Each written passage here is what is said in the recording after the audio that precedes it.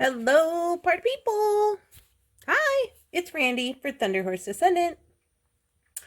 I am here today to tell you I have received some feedback stating that one of our watchers politely asked me to re-show how to make these memory wire wrapped earrings that we had made in the last video.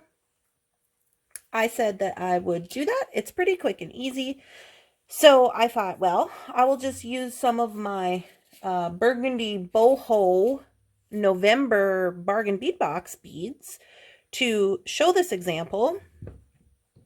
So I have pulled out 4 of the mountain jasper, a few red crystals, and a few purple crystals, and I'm going to use the flower tassels. So I have been receiving the feedback, and I've been taking the feedback in and trying to, utilize that on my YouTube channel. I am fairly new to YouTube, so I have just been, trying to adapt to all of those things, but I appreciate all of your comments, and so I am going to try to be more explanatory and try to see if I can try to stay in frame while making things. So, without further ado, let's jump into the video. Okay, so first things first, I have my beads, and I am going to show you exactly how I cut the memory wire. Now, I am using gold memory wire. You could use silver memory wire for this, but I noticed that the little caps on these tassels are gold. They do have like a kind of a gunmetal little sparklies on them, so you could get away with using silver, but I have gold, so I thought, well, why not use it? So I'm just going to move these to the side for a moment, and then we will cut this wire. So tools you're going to need for this video. I use this is a Beadalon memory wire. I think they advertise it as a memory wire bail maker. So I have this. The reason I have this is that it makes the same size loop every time. I'm going to use my chain nose plier, and I'm going to use this. I don't think I've ever used this on my channel before. This is an Xron double wire cutter. It's a heavy duty wire cutter. I got this at Taylor Spell's Bead Store, and it has 2 cutting mechanisms in there. So when you cut, it cuts both sides flush. I will say this is not a cheap date. I think it was $45. So that is what I'm going to use to cut my memory wire. So here's how we cut the memory wire. I am going to count. I'm not going to count this end one.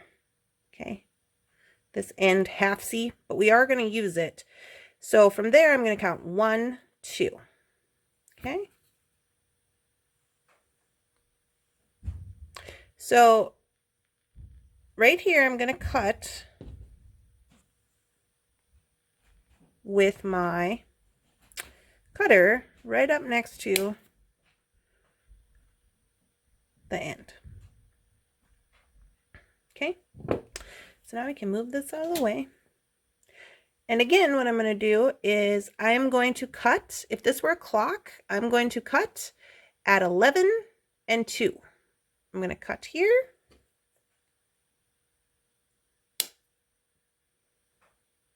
And I'm just going to flip this around. And I'm going to cut at 2.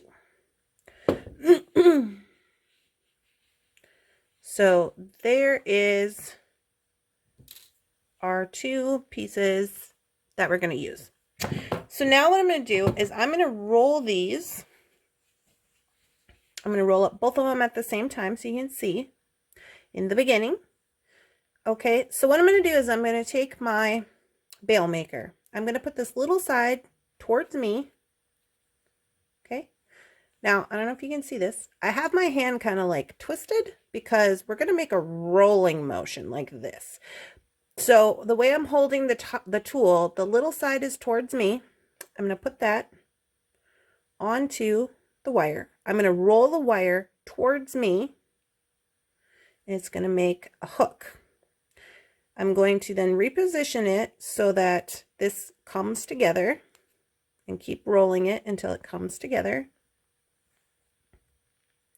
And you have this loop. Now what I'm going to do is I'm going to go in, take my chain nose into the loop. So inside the loop, and I'm going to push with my pointer finger. I'm going to push on this wire, and I'm going to kind of turn this just slightly. The reason for that is this is going to be the top of your earring. So you obviously want that to be straight. At the end, you are going to probably have to mess around with it a little bit, but for the purpose of this, I think that, you know, you just want to get that done. So it's easier when they come together in the end. So we're going to go again, little side of the bail making plier towards me. Going to roll the wire towards me like so.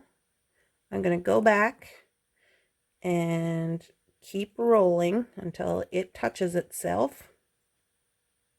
I'm going to go in with my chain nose into the loop and just give it a little push. Okay. So, we are going to,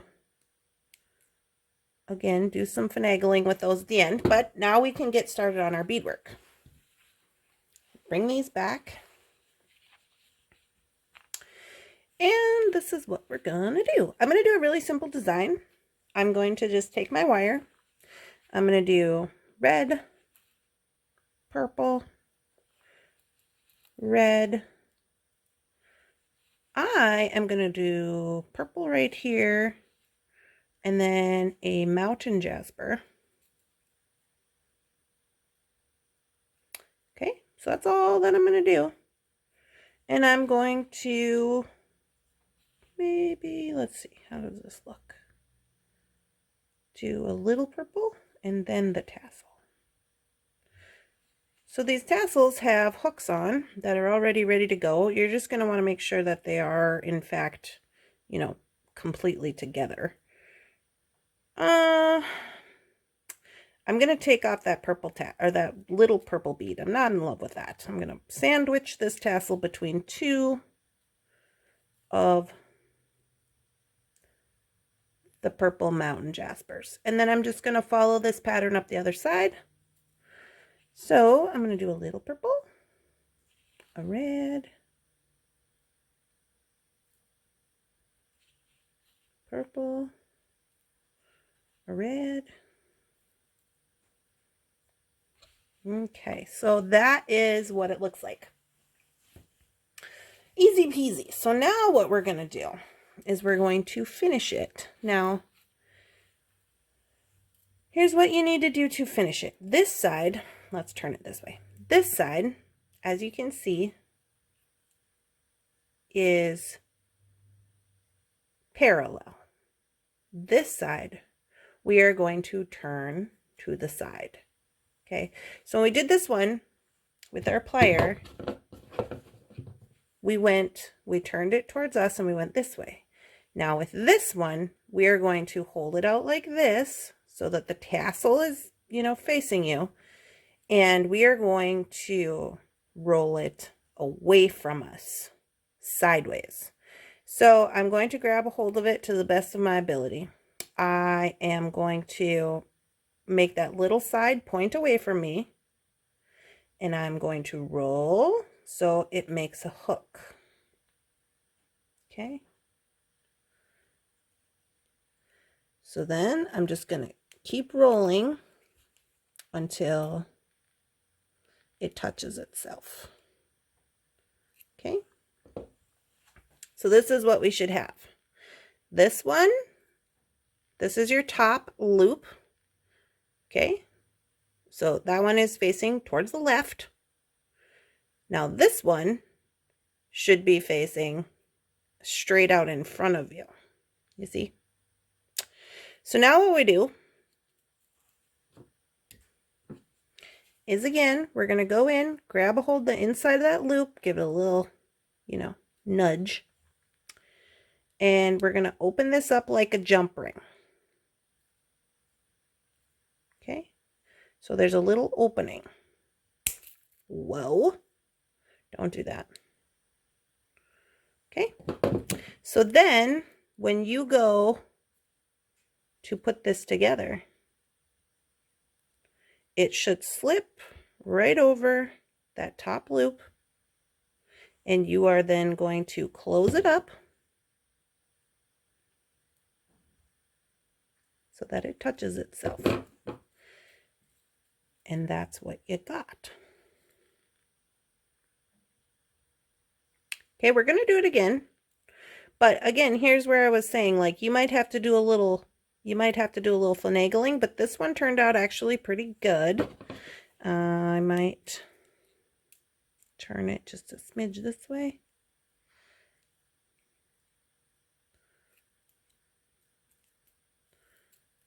Oh, okay.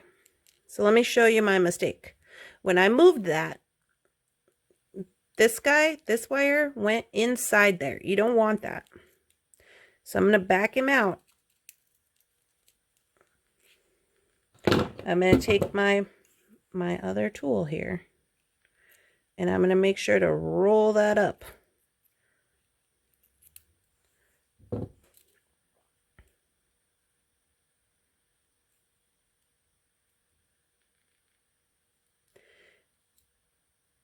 Okay. We're going to do it again. Don't worry. Don't despair. Let me back you guys out just a smidge. Okay, so I'm just going to bead this up. Red, purple, red, purple, mountain jasper, tassel, mountain jasper. Oh, I also heard that people would like to see the actual beading, and that sometimes they struggle with the fast forwarding. So for the most part, I only fast forward through like stringing. And usually I'll string one side and then I'll fast forward to the other side. And the purpose of that is just because if I didn't do that, it would be way too long for YouTube. So, okay. Again, here's my project. Now, I'm going to keep you zoomed out on this side so you can see the full gamut of this project. So, this loop, okay,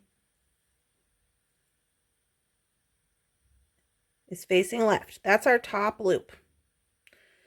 Okay. Now, we are going to grab our plier, little side pointing away from us. This is a weird situation when you got to grab it like this, because it's weird. We're going to spin it sideways. Okay? Sideways. So spinning away from us, make a little hook. You see? This one's going that way. This one's going that way.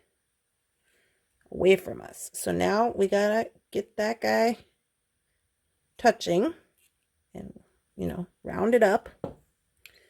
So this is what it looks like. If I spin it. Okay. So now you want to utilize this like a jump ring. Now I bring mine to the top, and it can be kind of hard because it's memory wire, but for the most part you want an opening there so you can slide that in this side. Okay, so you're gonna bring them together,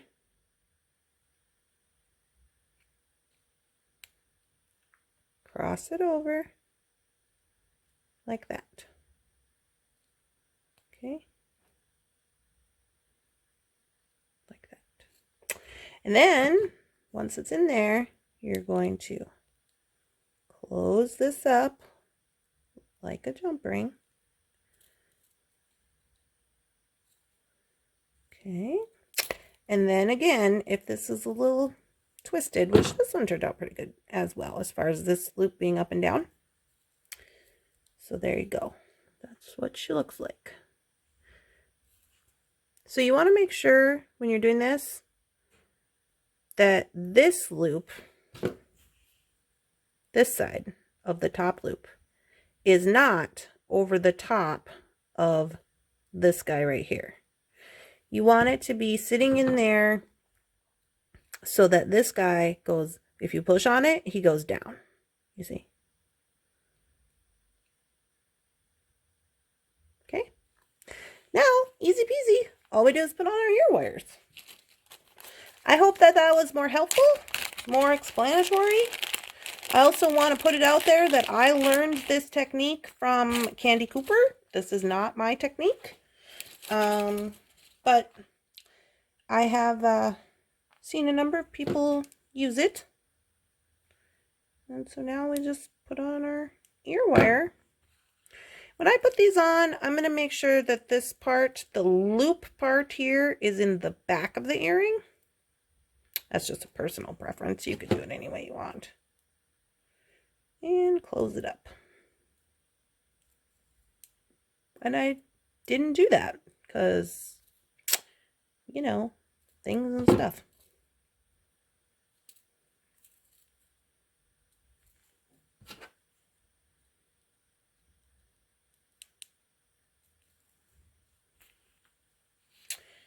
All right, and the second one.